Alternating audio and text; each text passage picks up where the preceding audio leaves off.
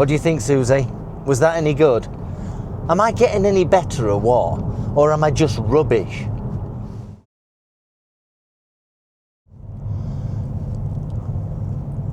New Rider Diaries, a channel on YouTube.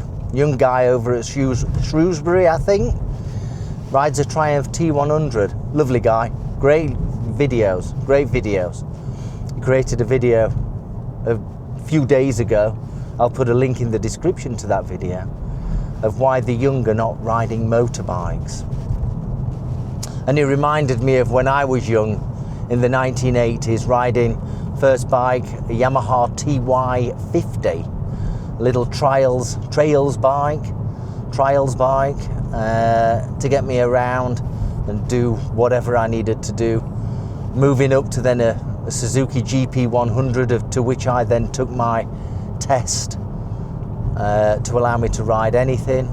And then next bike was a Suzuki X7, great machine, all two strokes. But things were different then. I couldn't afford a car. Although I did take my driving test because I knew it was going to be an important thing. So as soon as I could, I took my driving test. And that would benefit me in the future. By the way, I'm on the DJI Nano in SuperNight mode. Let's see what the videography is like on this particular video. I have no idea what it'll be like. Anyway, back to the story. It was saying that New Rider Diaries was saying that everything's too expensive and everything is, and that's what's putting people off. And I sat down and thought about it, and I thought, actually, when I was a kid, everything was expensive. It was expensive. I used to ride around with a pair of Levi jeans and a pair of trainers because I couldn't afford the boots or the trousers, and a leather jacket that was second hand. Yeah, it was second hand or a hand-me-down. So, and a cheap full face helmet, and it got me on the road, and it gave me the freedom that I needed to be able to do whatever I needed to do. You know, go to work or go to education and all that kind of stuff.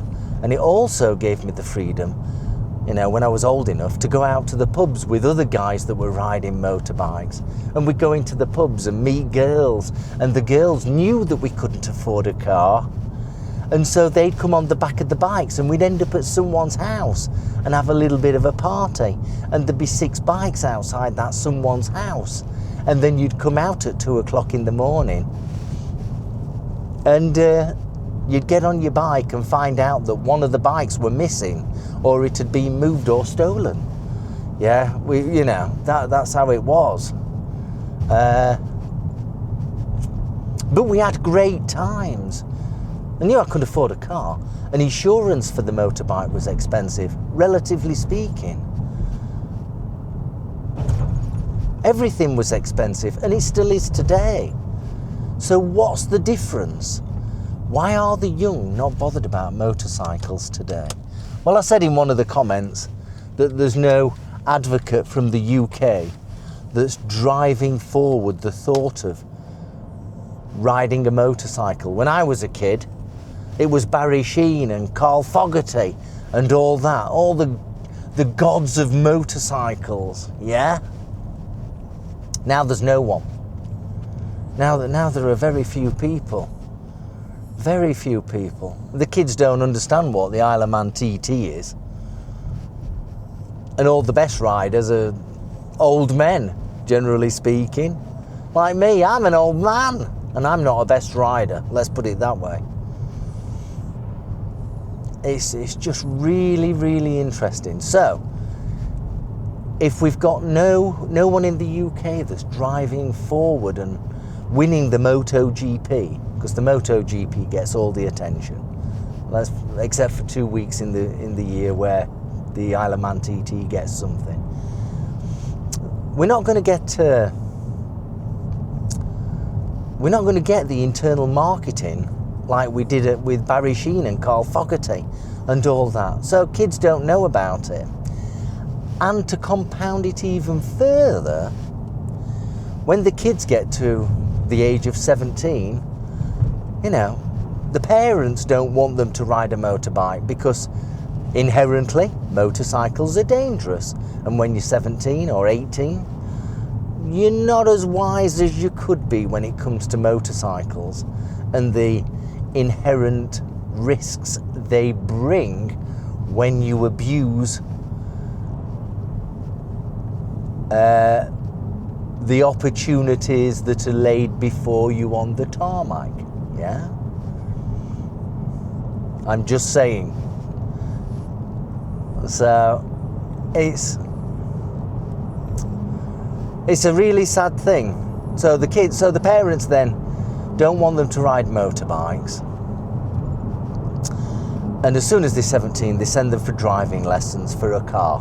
And then they pass the test for a car. And then the parents then go and buy them a little car where it's £99 a month on PCP to buy that car. And the insurance is £2,000, let's say, or £3,000. So it's the insurance is extortionate, yeah? And the kids know that they've missed that opportunity of learning through having no money or no ability.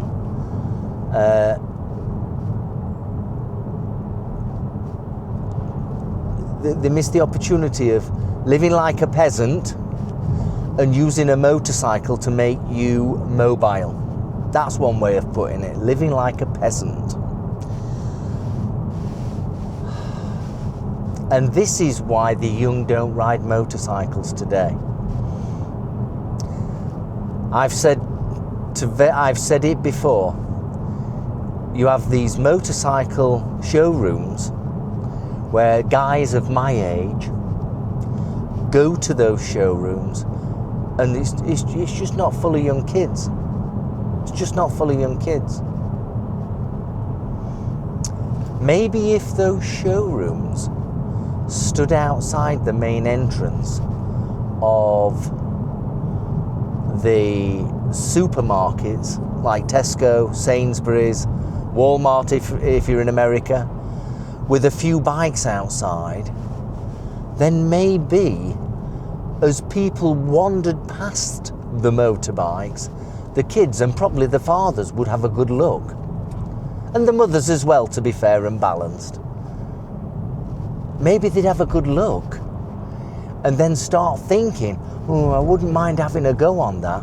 And then they'd end up looking at it on television, motorcycles on television or YouTube, and then inspire that fire within them to go and get a motorcycle. What do you think? Am I talking about the wrong thing?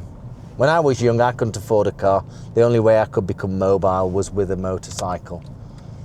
And that was expensive enough. I didn't have a new motorcycle. I remember when I bought my X7, it was about £800. It was bought in Sheffield on a road called Spittal Hill that led up to an area called Pitsmoor. And as you go up the hill, it was not far away from an Indian restaurant called the Mangala. If there's anybody watching from Sheffield, is the Mangala Indian restaurant still there? Eh? Shush, girl, shush. All right, stop worrying. She is a worrier. Susie is a worrier. But yeah, is the Mangala Indian still open? Everybody used to go across the road and grab a load of beer and bring it back to the Indian restaurant. Wow, that's a long, long time ago. So there was a shop on Spittal Hill, Sheffield. I'll try and get the map up if I can remember. And I bought my Suzuki X7 from there. It was only a small shop, up from another shop called Wizard in the Wicker Archers. It was only a 5-minute walk from the Wicker Archers. My goodness, I'm going back in time. If you're from Sheffield, tell me in the comments below, do you remember Wizards within the Wicker Archers? I used to get my Microns from there for whatever bike it was, whatever two-stroke. There were the days. But they were great times. But now, kids, they don't need it. And kids don't go out like we used to go out. We had nothing to do other than go out. Whereas the kids of today, they come home from whatever they're doing, school, college, work, if they're working, and then they get straight on the PlayStation or Xbox and stay on that till 10 o'clock at night. Or am I wrong? I'm saying that's what the kids do today because that's exactly what my 2 boys did. They went straight upstairs into the bedroom with their 55-inch televisions and turned on the PlayStation or the Xbox and stayed there all night. That's bizarre. Tell me if I'm wrong.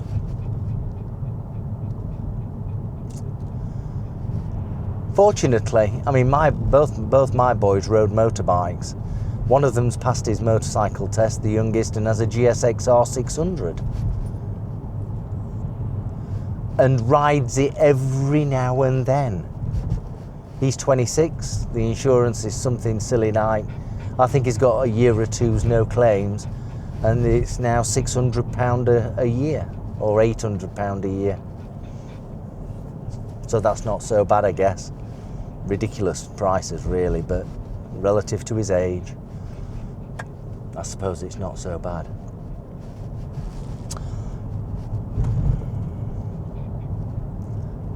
Like I say, I used to ride around in jeans and trainers because that's all I could afford. How times have changed. You tell me your story in the comments below. Don't forget to subscribe if you're not subscribed. It really does matter. Don't forget to give the video a like and share it to someone that may relate to this. Ride safely, and I shall see you very soon. Thank you for watching the video. Bye-bye. What do you think, Susie? Was that any good? Am I getting any better or what? Or am I just rubbish? Why haven't I got 1 million subscribers? I should have 1 million subscribers now. What do you think? Maybe we need to put you on the screen a bit more often. What do you think, eh? Good girl. Who's a good girl? You are. Well done, young lady.